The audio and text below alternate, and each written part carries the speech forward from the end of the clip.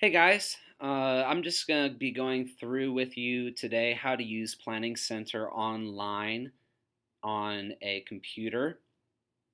Most of you are probably going to use the app on the App Store, but the computer version I think has a little bit more user-friendly interface, and so I recommend you use this as well. Phone is a perfectly acceptable way of using Planning Center, but I just think that this is a little bit more user friendly. So I want to make sure I go through that with you as well. In my other video, I show you how to use the app for your phone or for other devices. And so if that's your preferred method, you can go ahead and check out that video. Otherwise, use this one to know how to use it on a computer. So the first thing you're going to want to do is make an account with Planning Center. If you haven't done that yet, just talk to me and I can help get you set up with an account on Planning Center. If you already have an account but you just forgot your password, you can go here to need a password, and that will help you reset your password so you can log in. After you know what your login info is, you can go ahead and fill that in here with the username and password and click go. Now, if you are part of multiple organizations' Planning Center accounts, you will get this page. Otherwise, you'll just log in immediately into the Salem account that we've set up for you. So if you are somebody who serves at your school and they have a Planning Center account, like I know Concordia High School has a Planning Center account, or if you serve at a different church from time to time, there is a page here that kind of gives you the option of choosing which account you're about to log into. So in this case, I'm just going to go ahead and log into Salem Lutheran Church. If Salem Lutheran Church is your only Planning Center account, you won't even see this page. It'll just automatically log you in. When you log in, you'll get to this page. Now, I will make a little disclaimer here. Since I am an administrator of Planning Center, I might have a few more options and things available to me on my page than you have. I'm not going to go over all of those things. You might have a simpler looking page with less options on it, which is probably good anyway because it's less confusing for you. So this is what my page looks like, and there's some things here that everybody has, and so I'm just going to go over those things. So the first thing that you're going to have is this My Schedule section, and you can expand it or minimize it by clicking this button.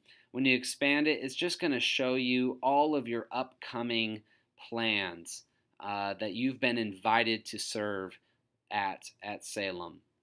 And so when you go to this page, you might see some towards the top that are pending requests, and they usually have an accept or decline button next to them, and you can go ahead and accept or decline those invitations from this page just by clicking on them.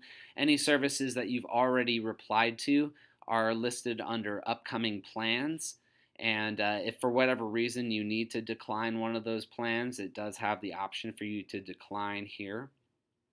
It also, when you hover over it, conveniently makes available to you Music Stand, which is a thing that will pull up all the music PDFs for that particular service. Media Player, which will allow you to listen to the music for all the songs in that service, or the ability to download all the PDFs and sheet music for that service. So that's just kind of a useful way of immediately getting to all the most useful rehearsal tools. And we'll go over those things a little bit later in this video. So let's minimize this for a second, and let's just take a look at the calendar over here.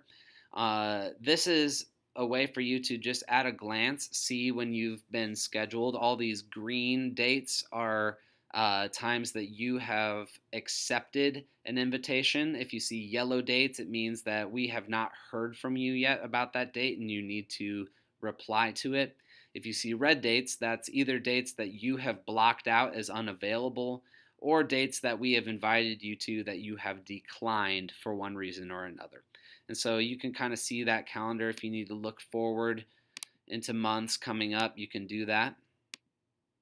This is also where you are going to be able to block out any dates that you know right now are unavailable. So if you have vacations or different conflicts coming up, if you have after school activities that you need to make sure that we are aware of so that we don't schedule you on those days or times, you can go to this block out dates button.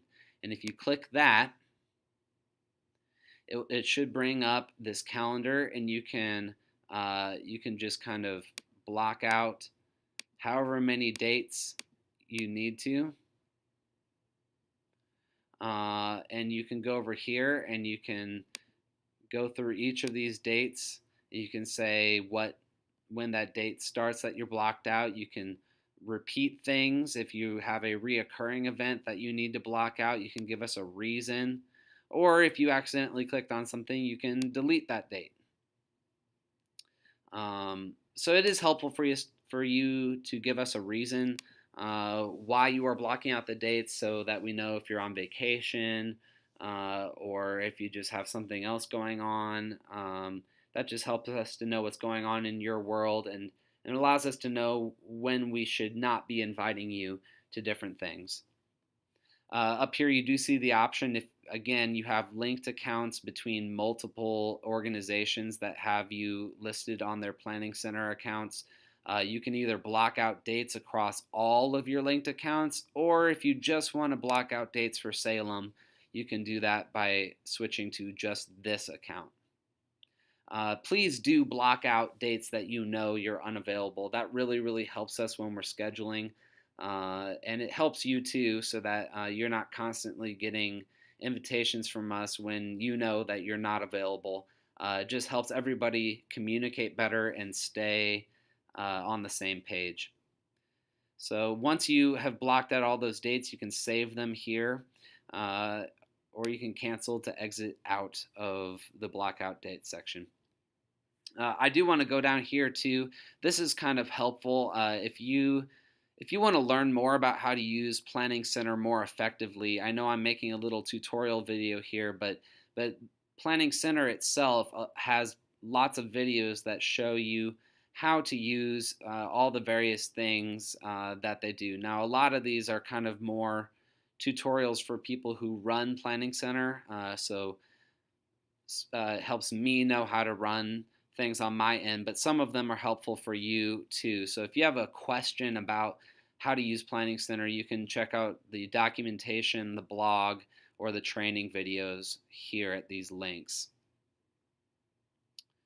All of you should be invited to this songbook plan that I'm not sure if it'll show up under songbooks or my schedule. Either way, this August 14th, 2019 plan, make sure you accept that invitation and always keep that available on your calendar. That's where we're going to store all the songs in the songbook, so you can practice along with those.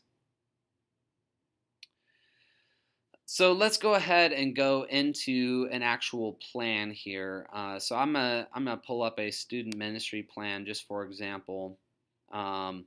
If you go to my schedule and you were to look on here, you could just click on any of these plans and it would bring up the plan for that particular date, so you can find more information about that particular time that you're going to be serving. I'm gonna just go here and pull up a old student ministry plan just for example.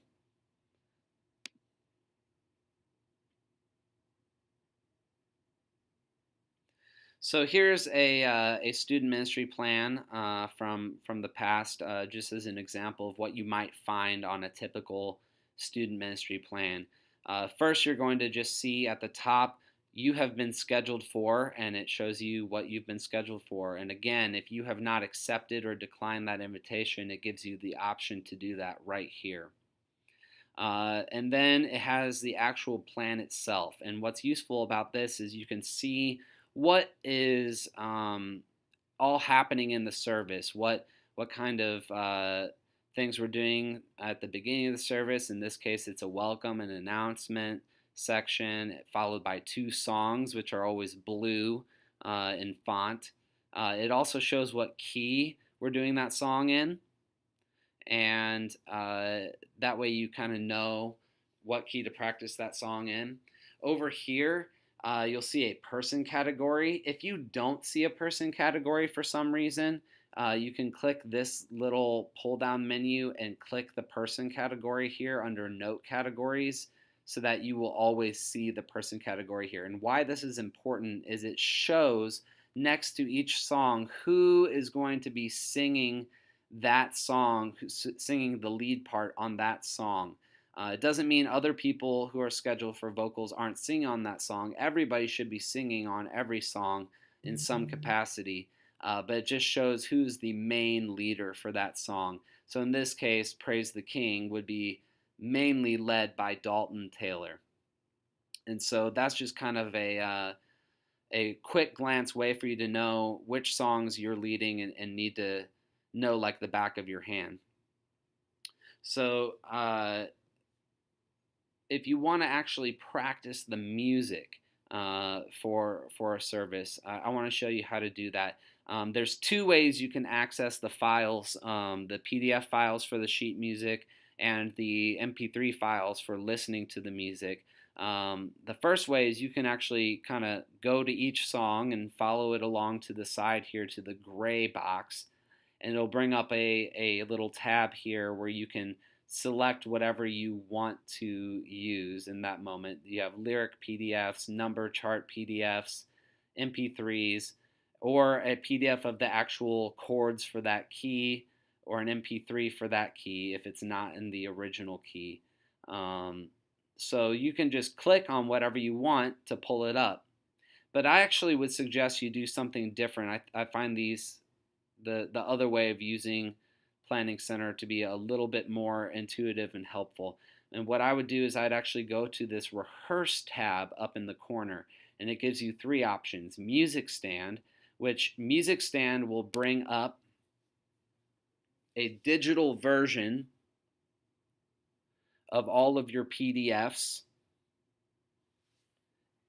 right here, and you can even edit them with this little edit button in the corner. You can change what, if you are looking at the wrong PDF for the song, like it pulls up the lyric PDF instead of the chord chart PDF, this little gear symbol in the corner will bring up this page and allow you to change which PDF you are wanting to use. So if we want to use the numbers chart for Praise the King, it will allow you to use your annotations, your notes that you've made on it, or if you know somebody else has made notes on it, then you want to use their notes, you can pull up their notes. You can rearrange pages for each song here. So this is just kind of a helpful way of setting up your sheet music the way you like it. And then you can just kind of scroll through each song and make notes on it, scribble on it, write in text so you can take all of your notes on it digitally. And you know what? It saves it. And when you pull it up on an iPad that has Music Stand app installed, it will bring up all of your notes that you've made on those songs, even if you made those notes on another device like this computer.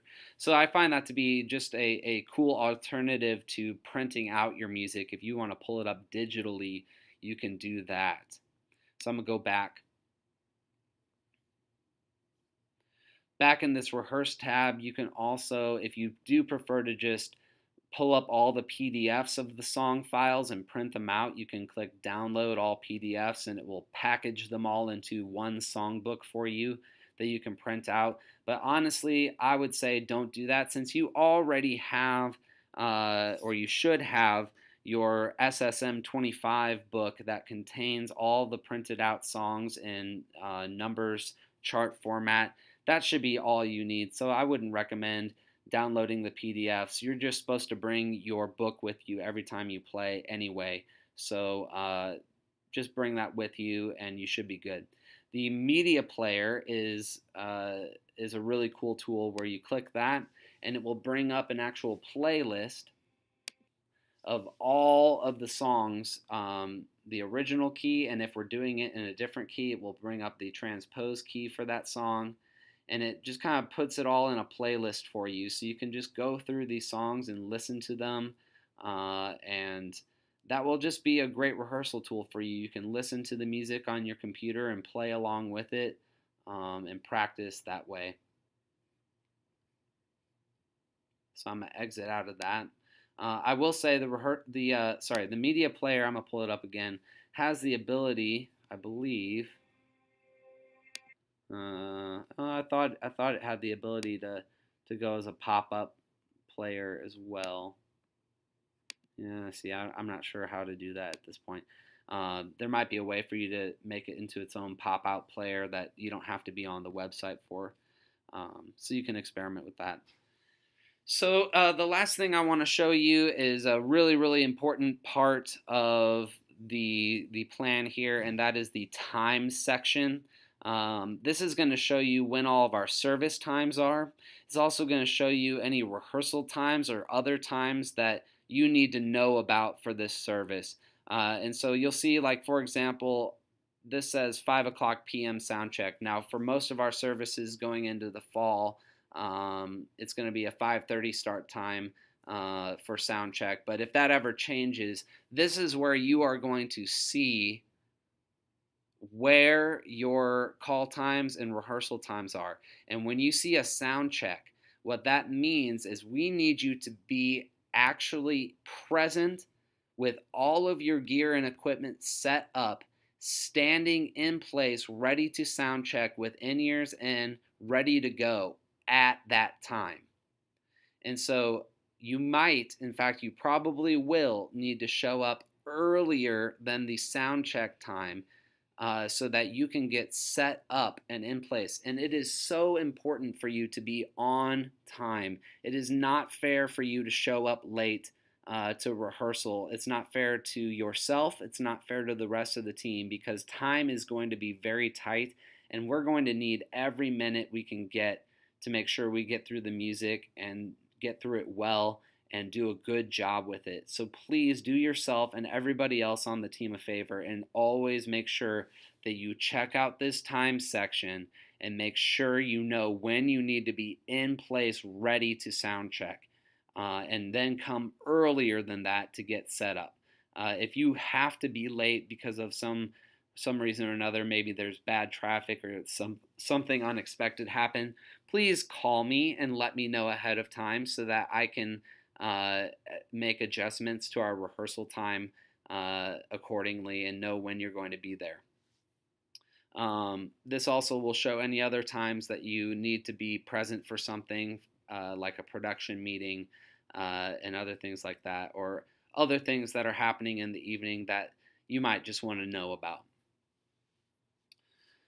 Down here is the teams section. If you're just interested in knowing who you're going to be serving with, you can pull down these tabs and just see who else is on the team with you that week. But other than that, I think those are the basics of how best to use Planning Center on a computer. Again, if you're using the phone most of the time or the app, I recommend you check out the other video I made about how to use the app. It'll show you how to do all of these things I just showed you in the app. All these things are available in the app as well. I just think the computer has a better layout. So again, to access this, it's planningcenteronline.com. And then you log in and you have access to all this. I hope you use this tool. You should be using this tool. And I think that will make things really easy for you as you work on your music and as you get scheduled. So thanks for watching this video, and I look forward to seeing you soon and serving with you at Salem. Bye.